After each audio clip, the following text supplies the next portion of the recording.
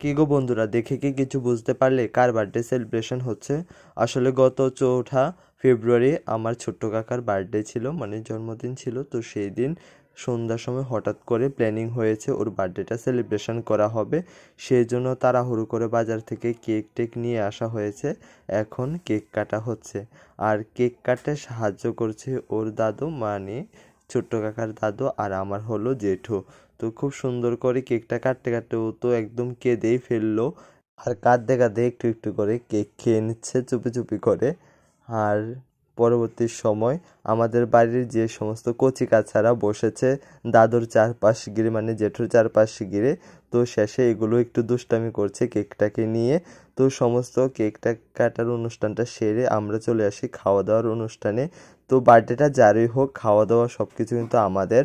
তো আমরা এখন খাওয়া দাওয়া করতে বসে গেছি। তো দেখতেই পাচ্ছ মাংস টাংস কেক টেক নিয়ে লুচি টুচি নিয়ে বসেছে, আর এখানে খুব সুন্দর করে পরিবেশনা চলছে।